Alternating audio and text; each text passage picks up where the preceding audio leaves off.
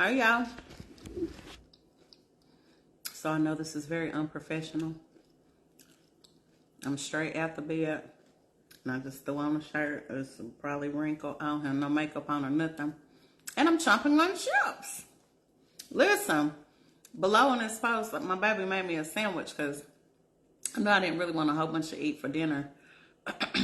And I knew I wasn't cooking. So I was like, we're going to figure it out because I got groceries in there. She's like, I just made me a sandwich. And I was like, yeah, make me one. Baby, listen, she put her heart and soul in that thing. That thing was good. Well, anyway, I'm going to give y'all a couple of seconds to get on. And we're going to get started talking. I really thought that this was going to be like I was going to do like something every week, like talk about this every day this week. But after I had a good conversation with God this morning, he said I didn't need to. I really could wrap it up in one conversation. So I was like, okay, God. Because it all led back to one thing, okay? So I'm going to give y'all a minute. This is sweet tea I don't drink. And my friend keeps saying, stop saying everybody know you don't drink. But I'm just saying I don't. Welcome. Thank you guys for coming on in. We're talking about divorce today. Like and tag your friends and share. Or tag them at the bottom if they need to hear something about divorce. Thank you for coming on.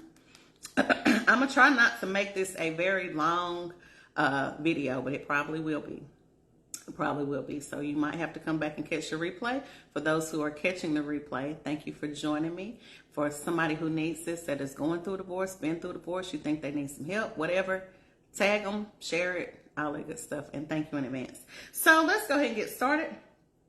So my name is Reagan Adams, and my whole business, which is called All Things Reagan, is based on my marriage, for the most part, my marriage and my life. But I got it started based off of my marriage. And so just to be really brief, when I was married and had we still have a daughter, she was like 5 or 6, I went to Atlanta with one of my friends and came up with Putting Me First. Which Putting Me First was based on something that I needed.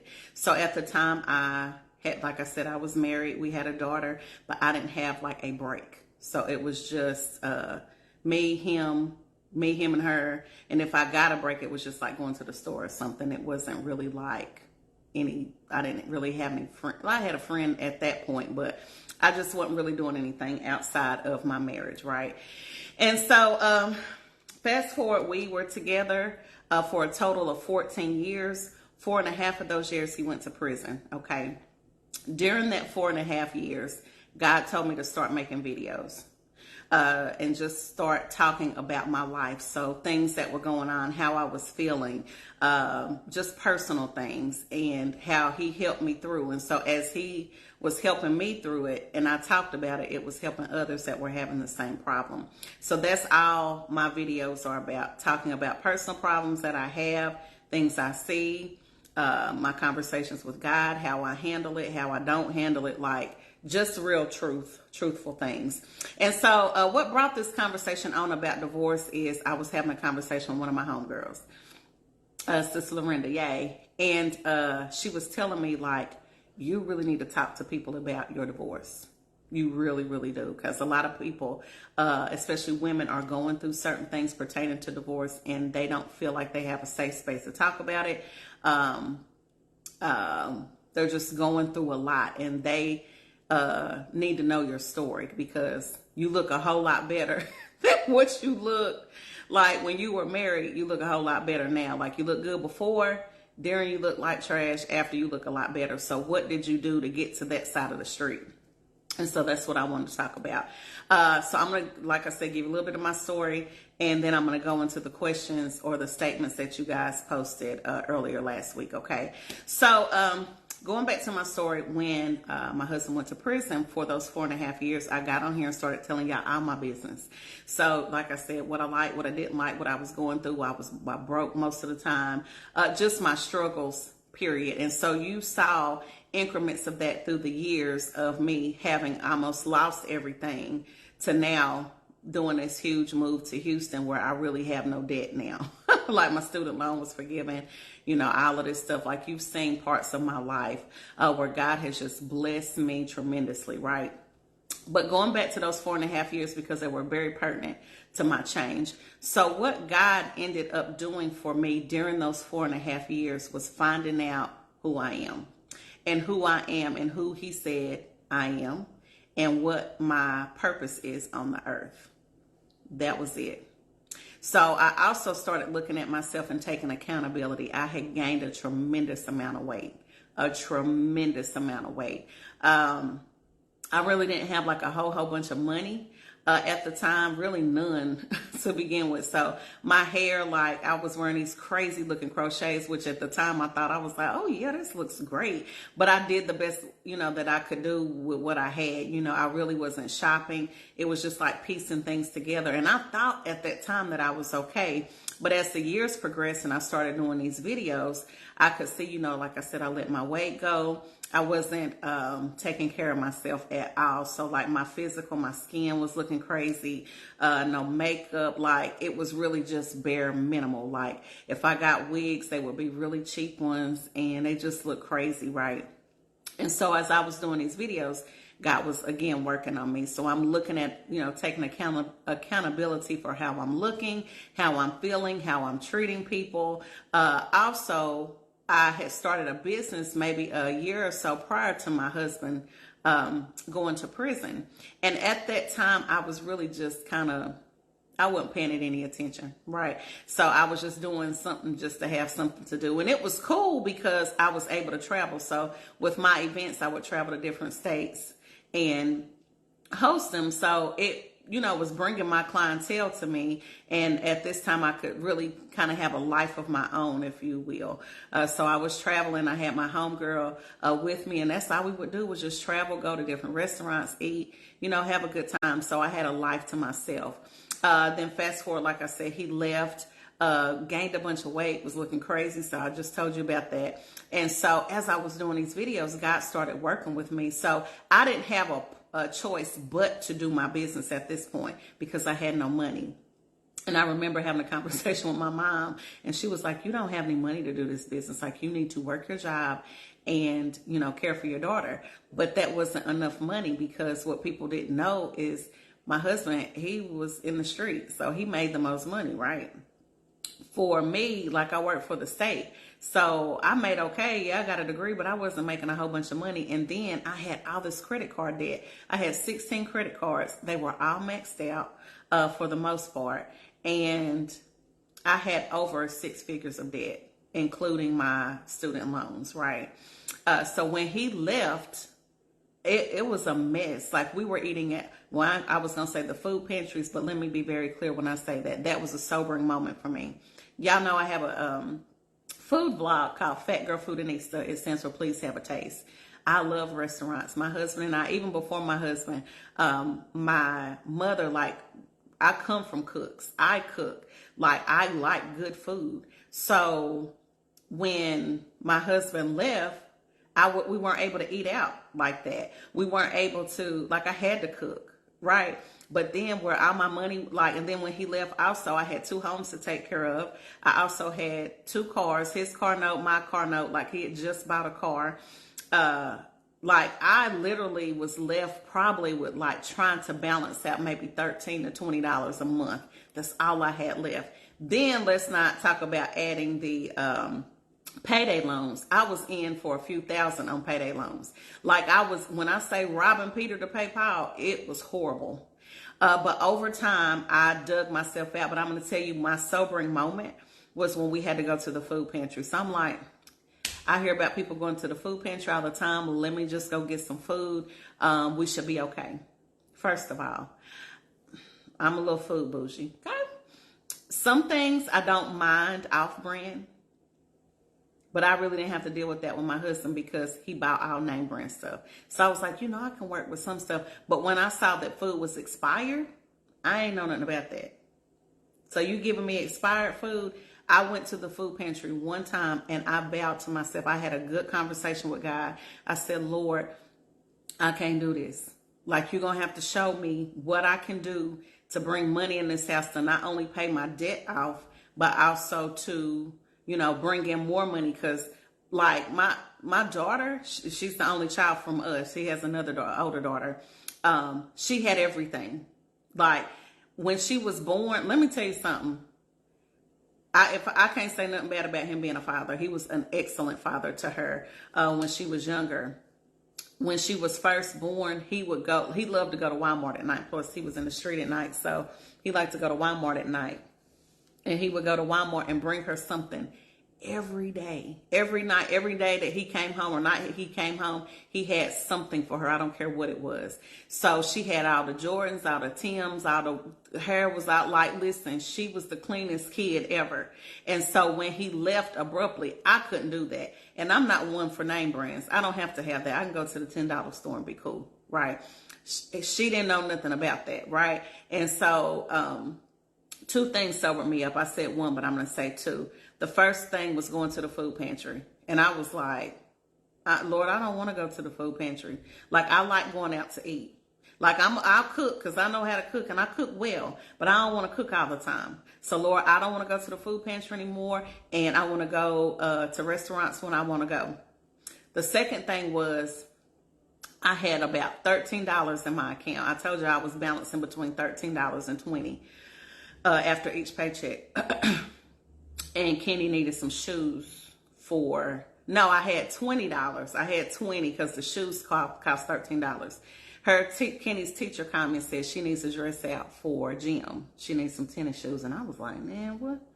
And also, I operate in pride, or I try not to now, but, still do sometimes. But I didn't like asking anybody for anything because here it was, you coming for money and then you having to ask people for stuff. And it was just like, I don't want to, ask. And so Kenny was like, Mama, we got to get these tennis shoes because our teacher called. Is she going to fail her out if she don't get these shoes?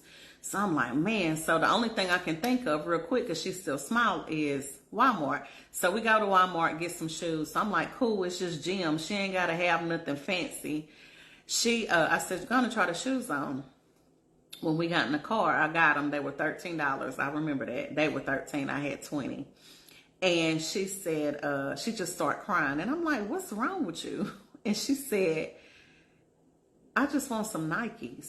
Listen to me. That was a very sobering moment for me because I didn't have enough money to buy any.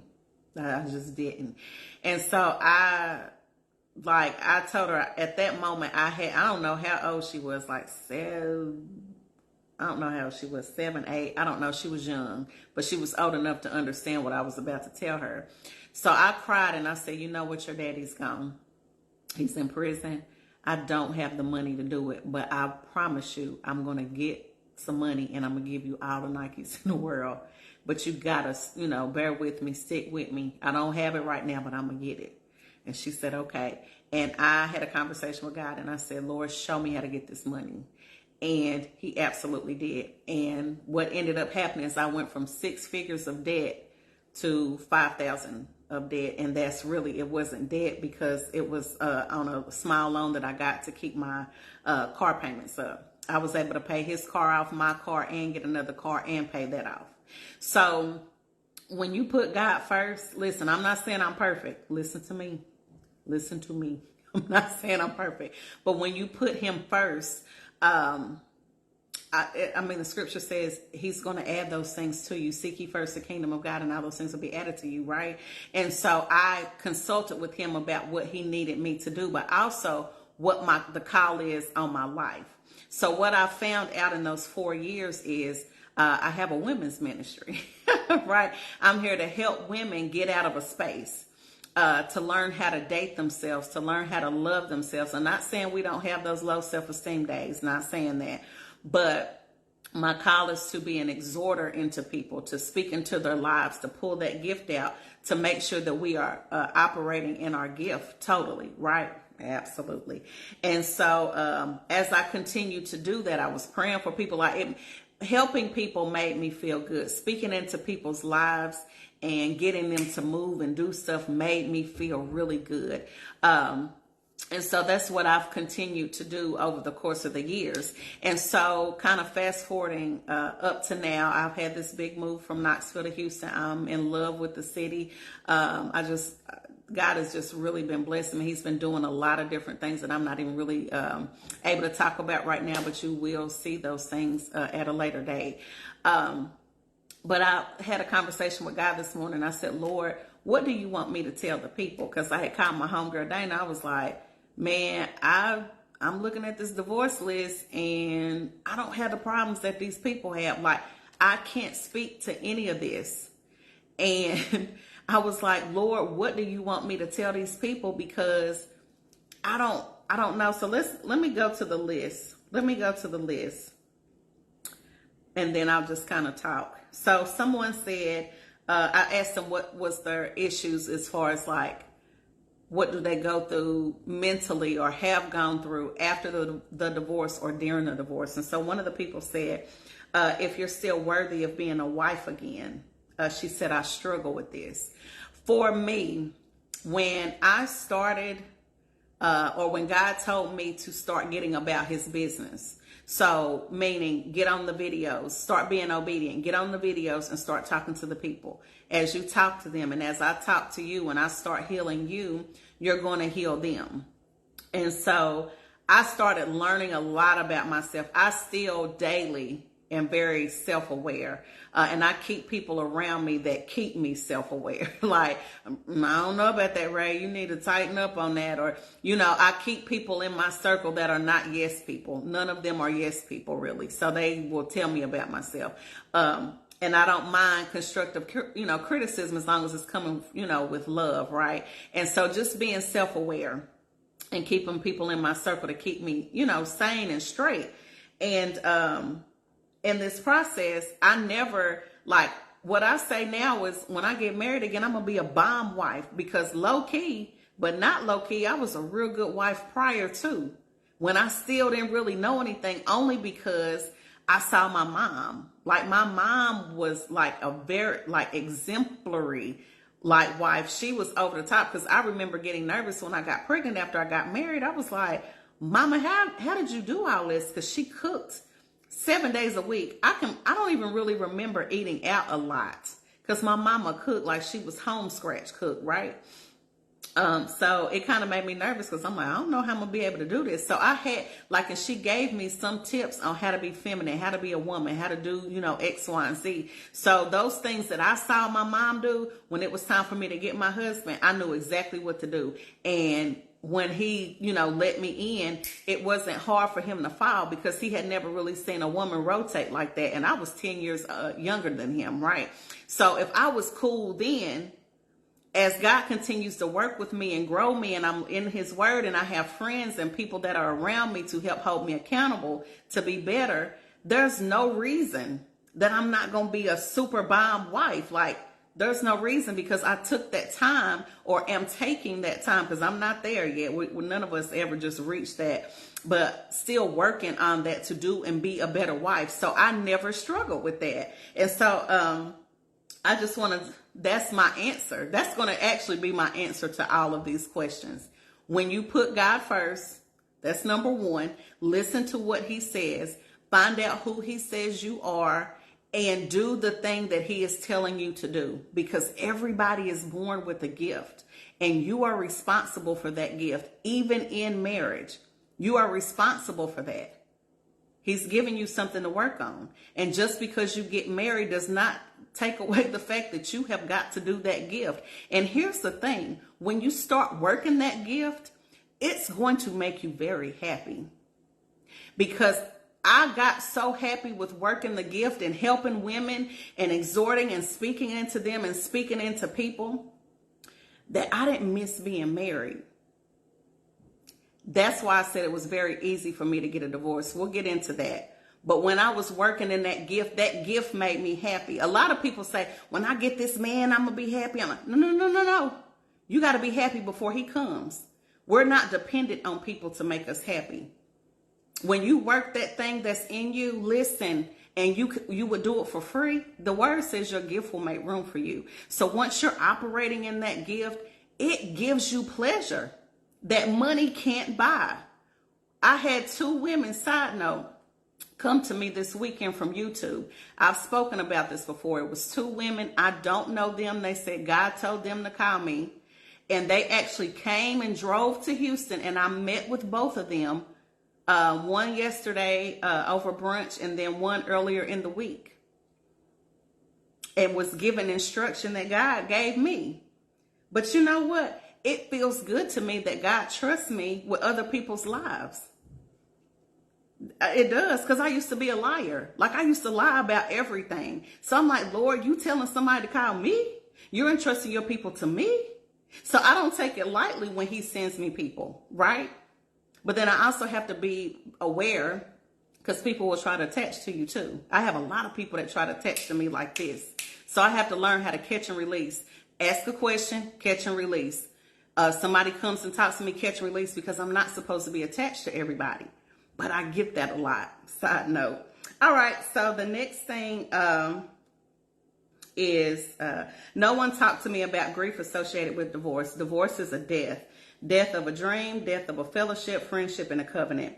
There are still strong emotions after the divorce has been finalized. The significance of the judge's signature does not mean automatic happiness. Throwing in the towel or surrendering to a divorce requires just as much effort to stay in an unhealthy marriage. I agree with that to a certain extent, but I was very happy to get my divorce. Again, I believe when I was talking to my cousin that Boo leaving to go to prison actually prepared me for the divorce, right? So it was like he was already gone. I had already been operating without him. I had been walking in a calling that I had not walked in before. Once we had the conversation, because God had given me a dream to say, hey, he's coming back home early. So you need to have a conversation. So I'm like, okay, you know, but what do you want to do? What, you know, you've been in there 4.5 years. Surely you have a plan. Like, surely you have a plan about what you're going to do with your life.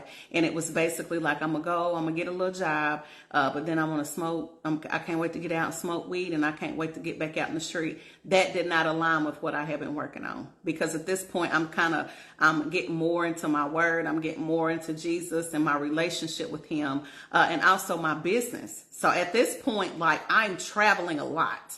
So I was traveling more, like me and him used to travel a lot, like a whole lot. But I was traveling more without him than I was with him.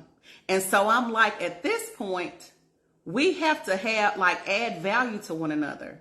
And what I told you guys before, I had already been to jail with him. And I didn't want to revisit that. Like, that's still on my record right now, right?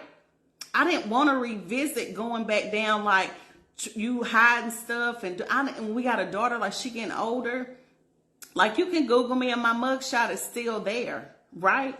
I don't want to do that, because the higher in the ranks you go, people get to talking about you. That's evident, and Googling you, seeing all this stuff. I don't want to continue to lead that life. I've been arrested several times behind him, right? I don't want this.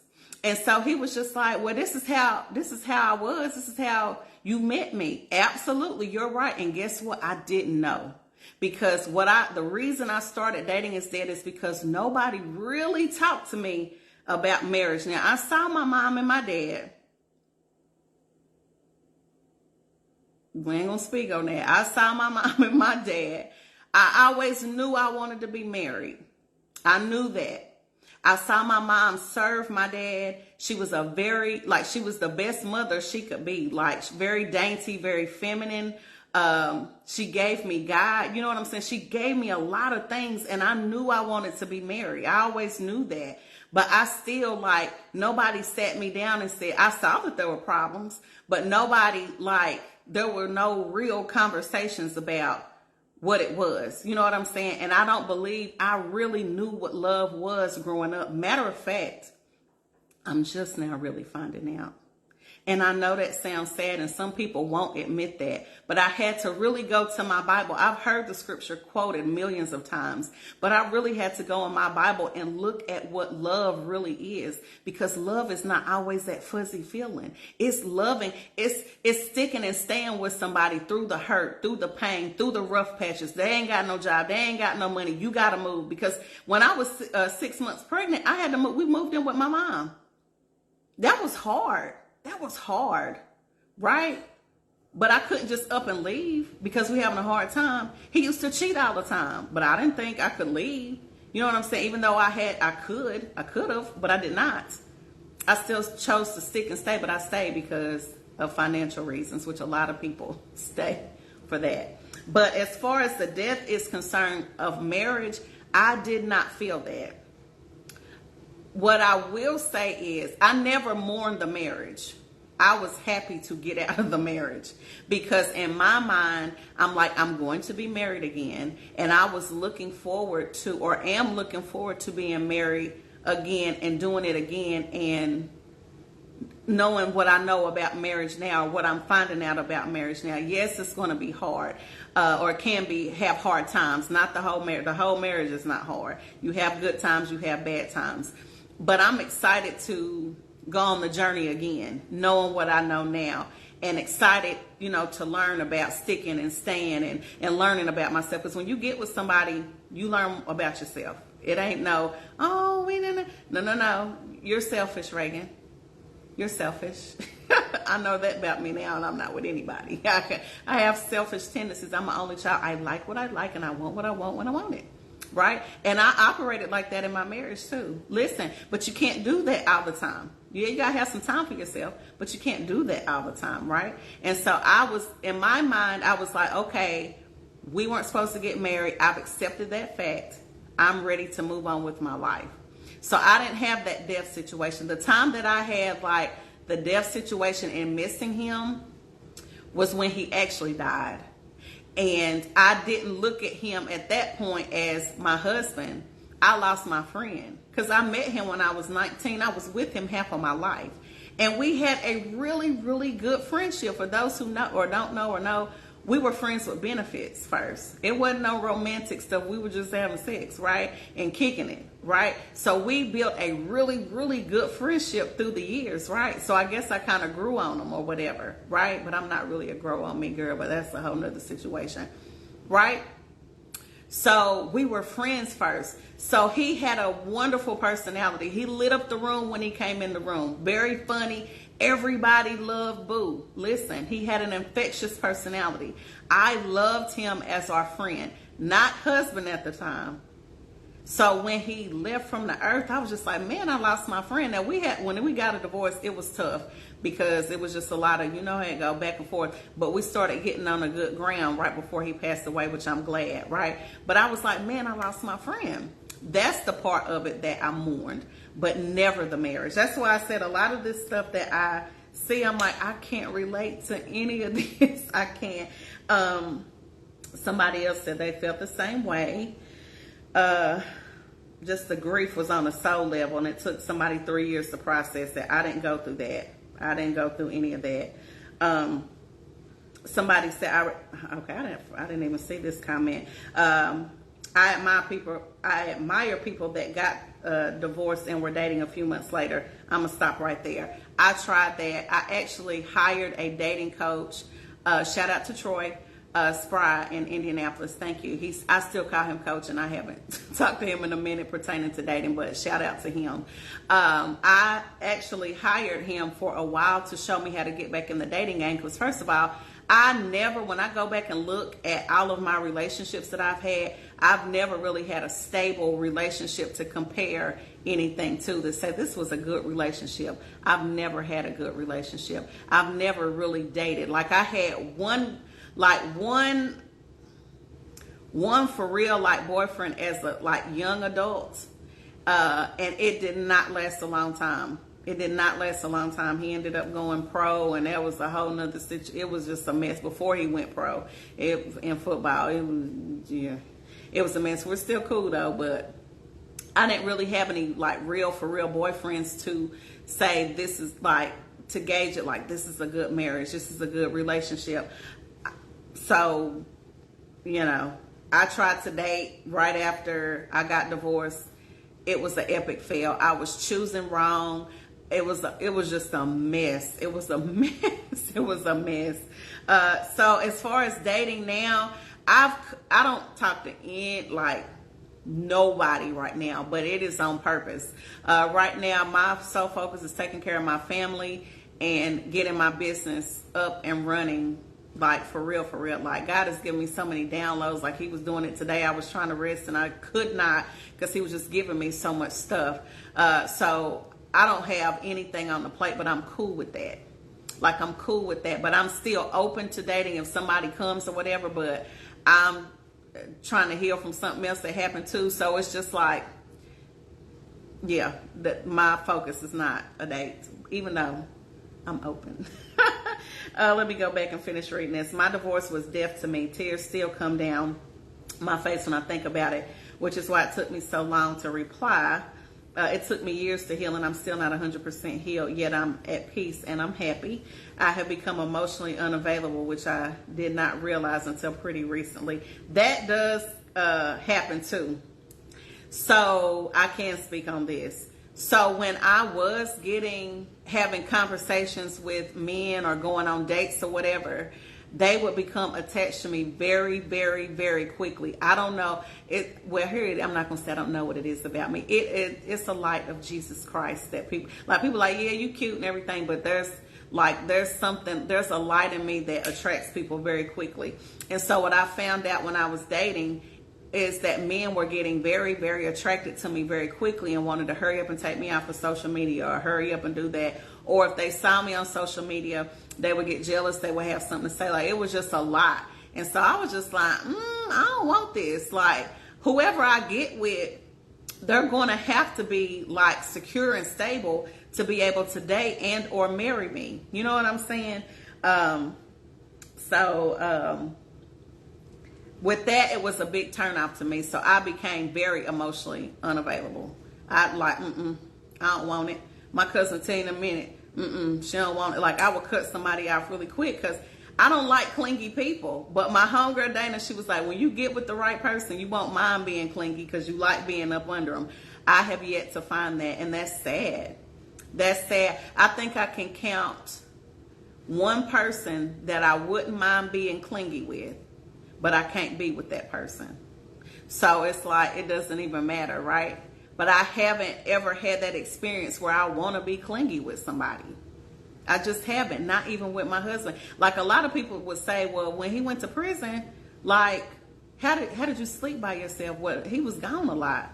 And I was cool with that because I like sleeping by myself. So there was really no transition in that. Like, I had been prepared the whole time, right? Because he was in the street. He used to be out of town and all of that. So I was home a lot by myself. So I look forward to when he would leave. Right? All right. So she's talking about being unemotionally available. She said she didn't go to therapy to help with her divorce. Because I chose to shut down emotionally, but I'm currently looking for a therapist to help me with becoming more emotionally available, and I can allow myself to feel again. So I do agree with that, getting a therapist. I believe you need to have it anyway, just because we have all had some type of trauma that happens to us, especially pertaining to relationships. That's another reason why I have Dating is Dead, Who Killed It. A lot of people think that they have relationship problems because of recent relationships, and that is a part of it. But your relationships are based on like your parents or lack thereof. Were they there? Were you abused? Like, it's got all these factors that happen when you were a kid that have, I'm not going to say nothing to do, but it's a very small amount of the relationships that you had prior, right? There's a lot of like, I have a detachment thing.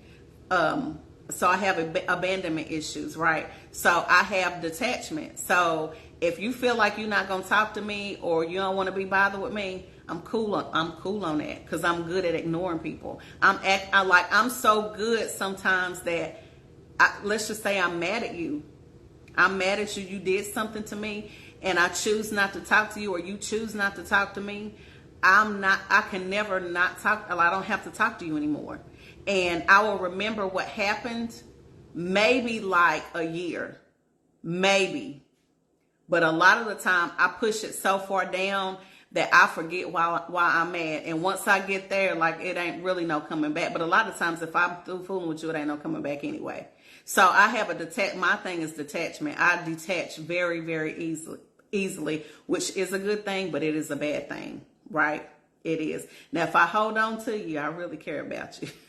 If I'm holding on, I care about, and not to say I didn't care about the other people, but it's easier to let some things go quicker than the other, right? But therapy, absolutely. And I'm actually going to get back in therapy because, like I said, I've tried a few and they keep saying nothing's wrong with me, only because I know how to articulate my stuff well sometimes. So they think, well, ain't nothing wrong with you because you know this. But I'm like, nah, I still need some help, because in the area of vulnerability as far as like emotional, and I guess probably the same thing, but I'm not a touchy-feely person. If you ask my friends, I've been doing better with hugging. But I'm not a readily like available, like, come here. You know what I'm saying? I'm working on that. I'm working on it because a lot of people like to hug. Okay, especially with events and all that. Ooh, come here, girl. I'll be like, ooh, all right. A guy said, been there twice. Just relax and enjoy your own company day by day. This is an absolute fact. So what I started doing was dating myself. I speak about this all the time in my new Build a Man workshop. Dating yourself is very important. I had one lady in my class this last weekend. We were talking about her dating, and I said, so, what are your likes? What are your dislikes? What do you like to do? Do you go out to eat by yourself? Do you go to the movies by yourself? And she said, absolutely not. Most people, not most, some people do not know how to go be by themselves. And my thing is, if you can't enjoy your own company, how do you expect somebody else to enjoy your company? You can't. You can't. You can't. Because you don't enjoy your own company. Me, I absolutely love being alone. I do. Like I can go be in a crowd of people, but my friend Dana, I tell her, I said, girl, I'm overstimulated. It's too much. I got to go be by myself because I don't have to be around people. Like, I'm cool with it, but then I'm like, okay, I'm gone. Some people got to just be in the crowd, all over the crowd. That ain't me. I love being by myself. I can be content. That's why I like driving Uber, because I can drive in a car, sing, and I can talk to myself, or I can talk to Jesus. I can talk on the phone. I can do, like, I choose when I can be out and not out, right? So the young lady who said that she didn't want to go to dinner or the movies by herself, she was like, I'm going to look crazy. I said, girl, nobody paying you no attention. Take your phone and go sit down. And especially if you're single, go get cute and go sit at the bar. Men love to talk. Men love to talk. Even if it's not a man, if it's just a woman sitting up there, hey, girl, have a conversation. Take yourself out, date yourself, get to know yourself, find your flaws, find out what's wrong with you, find out what's right with you and enhance that. Find out what's wrong with you and fix it, right? That's what I did. That's what I do. All right. Excuse me. Somebody said, I love it here. No complaints. But that's also 12 years. A lot of things I share with my newly divorced self. And she said she's glad I'm equipping women to be great. Somebody said the feeling of cancellation that came with being divorced. People will try to dismiss you from every table and try to pull up at, as if marriage validated you to speak. And now that you are the big D, there's nothing you can add to any conversation that's significant. I can kind of feel that a little bit. It wasn't people that made me feel like I was insignificant. It was myself that made me feel like that, specifically when it came to writing this book about preparing women to be married. So God told me a couple years ago, and I'm going to step back on this. God told me a couple years ago during COVID that he was raising his sons up to get married to women. So there was a lot of separation happening. People were dying in COVID. People had to go home and had to figure out who their mates were and like, did I like them? Do I like them? And they didn't like them. So they were separating and divorcing. And God said, I'm going to start bringing the right couples together, right? And so I felt like, Lord, how am I writing this book and I'm not married? And he was like, you been married. You knew how to get your husband. You kept him for 14 years and he didn't want to get a divorce, right? So that says something like, and you've learned, not even just that, but you've dated, like you dated, you are dating, you've been married, you know what to do. And you got me, you're well equipped. And I wanted to talk about that later, but we'll talk about that because it's already long. So, people didn't do it, but I did it. I put it on myself. So it was self-doubt. And sometimes, and that's nothing but the enemy. I'm well equipped to teach people how to get a man. And while I'm helping them get their man, mine is coming. All right. Let's see. Somebody agreed with her. Uh, that's pretty much the same thing. Somebody said that they had to build a whole new set of friendships, find alternate activities because the people that they used to hang with disappeared. I did not have that problem. Uh, I didn't have that problem, and I can't speak to that. My friends came, like I had one really close one when we were married, and then we were no longer really like we're cool, but not like we were. And then as I started moving into different sectors, I was meeting more people, and we became friends. So it was like I had already started working on all of that stuff before he even got back, right? So I created my own happiness, really, to be honest. Um, that's a little bit the same thing. I'm almost finished. I've found a person who's healed from divorce gives the best. Okay, they're talking about giving a marriage advice, and that's the same thing I was talking about. Oh, and another thing, I was filling out paperwork. Do you put single or divorce? I put single. I put single because I am single. Divorce shouldn't even be on the paper. That's what somebody said, and I agree. Somebody said how to navigate church. I didn't have a problem with church when I got divorced. I did actually go and talk to my pastor. I was a little bit nervous about that because we all hear about, why are you getting a divorce? Did he cheat? All of this stuff. So I already had grounds there. But once you forgive, like, do you move back on? Like, what are you really divorcing for? He's still in prison. So like all this stuff was coming up in my mind. And so I had already made the decision that I'm going to get a divorce. Let me go talk to my pastor. Let me tell you something about my pastor. I was very nervous at what he was going to say. And I asked him, I said, I'm thinking about divorcing my husband, blah, blah, blah. And I really didn't know what to say after that. He looked me in my eye and he said, what is your foundation? And I kind of sat back for a minute. I was like, we don't have one. And we didn't. It definitely was not God. God was definitely not the foundation. And that is all he said. He didn't say anything else. So it let me answer my own question. We did not have a foundation. I was telling my cousin, like, I really started going through the story of how, my husband and I got together. And I wanted to cry in the middle of the story because I was just like, there's no way on God's green earth I had any business marrying him. We're going to take the cheating off the table.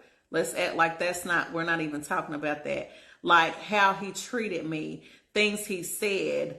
It was awful. And I remember, because it's like I forgot about all this stuff, so I was having a conversation. And I remember talking to not one, but two of my friends, my best friends at the time. Matter of fact, one of them did not come to the wedding. The other one was in it. But they basically told me, I don't like him. And I don't like the way he's treating me or treating you. And really in my mind, I was like, oh, they're just jealous. But after I step back and I look at it now, I'm like, they weren't lying. He didn't treat me well. As time went on, he did. You know what I'm saying? Aside from the cheating. But, he took care of me. He was a great provider. He was a great friend. But a husband, daddy, yes. Yes, great friend, great daddy, husband, no, right? And he didn't treat me well. And I had no business marrying him. But that also goes back to what I said earlier. You have got to love yourself. You have to respect yourself. You have to know what you want. You have to know who God said you are and get busy about working your Father's business. And that is whatever gift that he gave to you that makes you happy naturally. If you don't know what that is, go find out. If you want to be happy, that is what you do. Listen to me. I talk on the phone every day. I'm a talker. And it's probably not one day I don't have a conversation with somebody that lasts over an hour or two. I love it. I love encouraging people. I love seeing people like walk out their dreams. Do you hear me? Like it makes me happy. I love it. I love, like this weekend when I was talking to the young ladies about, like one of the ladies in particular, she's kind of like meek. I'm not meek. I'm not a meek person. And I had to really pray to God, because I was like, Lord, if she's going to make this move here, she's got to have a spirit of boldness about her. She can't move around this city like this, or she's going to get ate up. And I said, Lord, help me tell her what you want me to tell her in a way she's going to understand it, and I'm not going to hurt her feelings. And he said, just say what I said. Just say what I said. And that's why I was having a conversation with my cousin this past week. Like, I think God, and this is a side note, I believe God wants us to get out of the timid stage sometimes. Because if he ever sends you to me, I'm not going to pity pat you. I'm not going to pity pat you. And so when she was just like, well, I just don't know. And I said, you got to get out of this. Get out of your head. And please don't tell me what the devil is doing, because I don't want to hear that. I don't want to hear it. I don't want to hear. Like, after so long, like, I know we're going to have our days. I'm not saying I have my days. I'm not saying that. What I am saying is, there should not be an everyday occurrence where you are letting the devil actively, and you're saved and you know who you are and you know what God you serve, that you are letting the enemy come in and attack you on purpose. Get out of my house. Get out. I remember God gave me a dream about authority. God was dealing with me about authority, and I know I did a video about it, but I got to speak on this again because somebody needs to hear it. There was, I remember seeing demons, like spirits, in my dream, and they were trying to come in, or they did come in. I probably let some of them in on accident. I'm doing stuff I ain't had no business doing, and I let some in. And this is what I said. I saw them come in, and this is exactly what I said. Oh, y'all got to get out of here. I wasn't yelling. I wasn't screaming. Nothing. I just said, oh, y'all got to get out of here. Honey, they were so mad. Listen to me. They were mad. I said, oh, yeah, y'all got to go. So they start going. And it was two. This is what was funny, though. It was two demons. One was on like this. Was it a car? It was either a car or a bike. And I said, bye, you got to go. And one of them hung out the window and was doing me like this, like, and they was just driving on past, which I thought was funny. But the good thing about that is I didn't have to, like, you ain't got to do all of what you think you got to do, because the Lord has given us authority. So we should not sit around and let the enemy just run over our house and run over our children and run over our gifts. Tell him to get out, him and his imps. You're trespassing. You can't be here. And so when this lady is coming to me, I said, ma'am, you got to get a doggone it about yourself, ma'am. You can't, like, you're the one that's going to bring your family out. It's you. Like, as she's talking and she's telling me this thing, my homegirl Nardana was talking about Moses. And that has just been ringing to me. Moses, Moses, Moses. You are the one that in your family that's going to bring them out. You don't have time to be talking about what the devil did. We give him no credit. We give him no credit. He ain't doing nothing, because I'm not allowing him to do nothing. And even if he succeeded in throwing shots or getting me upset or me cussing somebody out, I'm going to get right back on my post and tell him to get out. And so I told her, I said, I want to apologize to you. Like, I want to. I don't want to be harsh with you, but I don't know no other way. I don't know any other way. And I think God sent you to me is because he don't want you to do it either. Because I know God be like, man, y'all done been in my word. I done already told you what to do. And you still sitting around here acting like you don't know. Stop questioning yourself. God said what he said. He told you to move. Now, operate in that thing. Get a plan. That's what I told her. Get a plan and pray. That's what God told me. To tell her, get a plan and pray. And whoever's supposed to be moving with you, y'all get together, get the plan together, get the money. How much do you think you're going to need? How much do you think you want to spend per month? What do you need? And I just saw in the spirit where them and the family was holding hands together, and they all got together and they were praying about the plan that they were presenting before the Lord. This is good. Get a plan and pray. We don't have time because the enemy gonna start popping stuff up because he don't want you to move. He don't want you to move. He wants you to be where you been in the same spot. You got to do like this. We're not looking to the left. We're not looking to the right. We're looking straight ahead and up here. Straight ahead and up here. Get a plan and pray. And whoever is with you is with you. Don't tell nobody who ain't been rocking with you your plans. Because when it was time for me to leave, I didn't tell anybody. I barely even wanted to tell my mama because I didn't want her to tell anybody. Because people start talking down into your plans. Oh, what you doing? Oh, who you think you are? Oh, they got, man, listen to me. I'm everything you said I am and then some. Right? And if you keep putting your mouth on me, God is going to continue to elevate me. Right? Because we're in the season. I done got off track. But I'm telling you, somebody needed to hear it. Somebody needed to hear it. We are in the season of elevation. And we don't have time to give the devil space on nothing. We don't. Because I'm telling you, I'm talking about every other day for me, if I be honest, I'm like, Lord, I'm not working. But let me be very clear when I say this. He downloaded so much stuff about my business today. I was like, oh my gosh. All I got to do is be obedient and do it. And the money will come. How do I know that? It's because he provided for me when I had $20 in my account. I have way more than I had then than I do now. I mean, now than I did then. And he provided then, and I paid everything off. So how much more will I have? How much more can I do when I'm obedient? How much more can you do when you're obedient? Because people come to me with excuses about why they can't. I can't. Listen to me. I'm one of those people, and I had to tell somebody. I think the other YouTube girl. I said, no, I didn't tell her that. It was somebody else. I don't like excuses. I try not to give them. Now, I do give them sometimes because I'm not exempt. I be fussing at y'all, but I'm not exempt. I'm going to step on my toes before I get on y'all's, right? I told her, I said, bring it back to me, Holy Spirit. I forgot. That ain't nothing but the devil, but it was going to be good. But I'm not going to step on y'all's toes before, I'm going to step on mine first. The negative stigma that comes with life after divorce, grief, it hurt my soul. I just wasn't right for a while having a voice. People try to say you can't talk about marriage while yours didn't last, and they have plenty to talk about. Literally letting go and moving on with your life. Therapy is a great resource. So by the time it got to my divorce, I didn't care. Like I said that earlier, I didn't care what anybody said. And I think people just need to live their life like that anyway. Because, again, people are going to talk whether you do good or bad. People are going to talk whether you do good or bad. People are going to...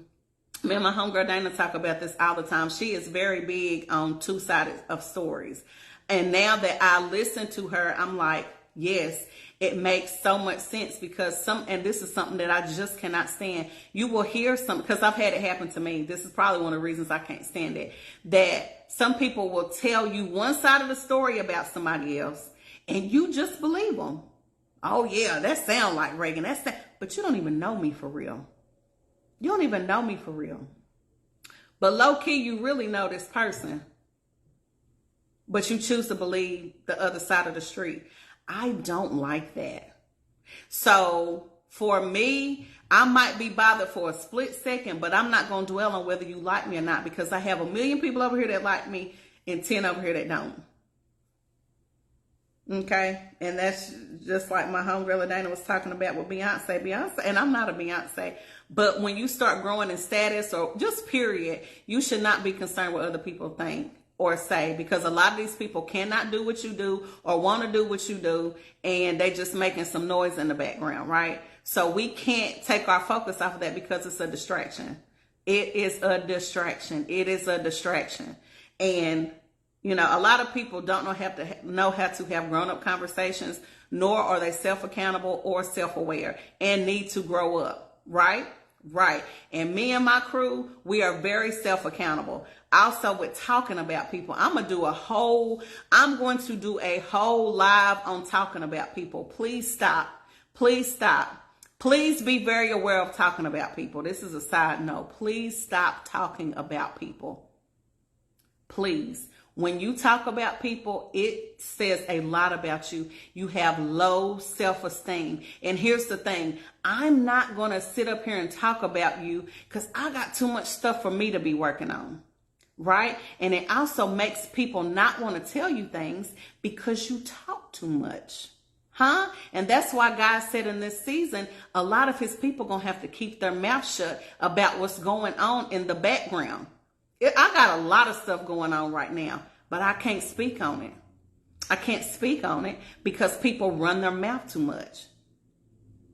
And I don't need anybody speaking anything negative, right? Right. Okay.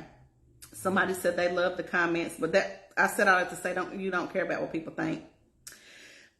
Somebody said when I was divorced eons ago, I wonder what happened to my friends, especially the friends in particular that I met before my ex. Then I got this crazy feeling that she thought I wanted hers.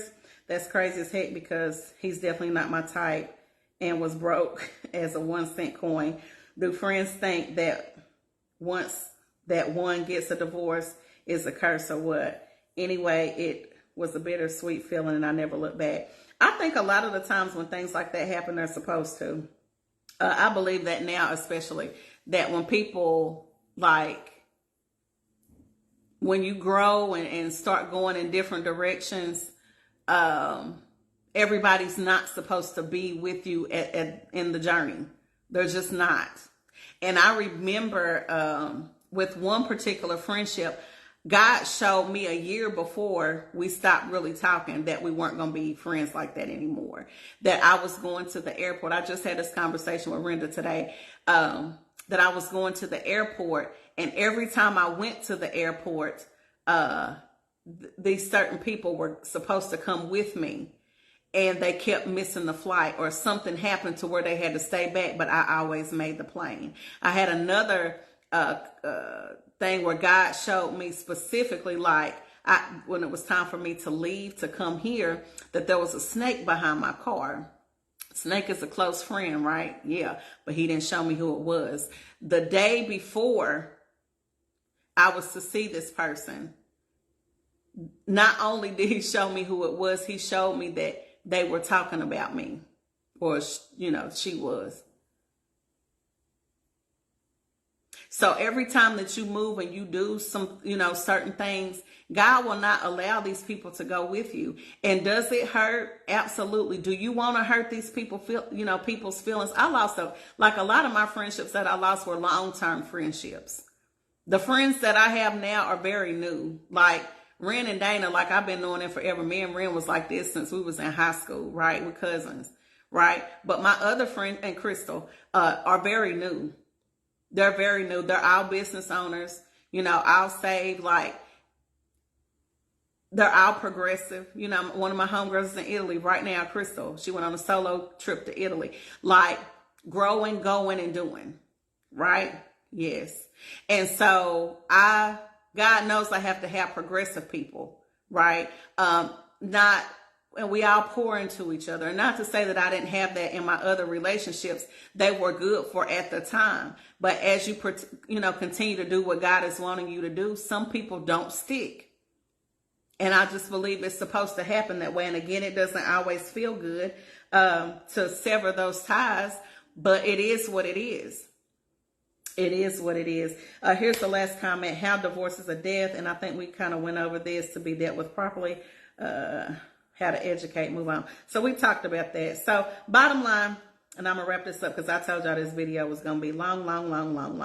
But the basic thing is do what God said and find out who you are, who he said you are, and get started with living. Get started with doing what you are supposed to do, things that are going to make you happy. Me working in my business makes me very happy. I have my event coming up in May. I'm super happy about that. I feel like God is going to do some things, some mighty, mighty things in May. I just do. He gave me my title, Waiting to Exhale, to Exhale, to Excel. So breathing, he gave me it was like a sermon. I was like, Lord, this is going to be good.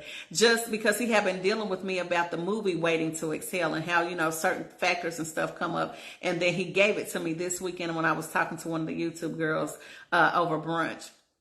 And it's just waiting to exhale so you can breathe and then just take off and do what God is wanting you to do or what he wants to do in your life. He's waiting for you to let go of some stuff so you can take off and excel. So I'm super excited. I love how he gave it to me. I love the analogy that he gave me. So I'm going to start studying with that and getting ready for May. I'm going to continue to do my Build a Man workshop. I'm super excited about that. My plan is to continue to host it once a month at the beginning of the month.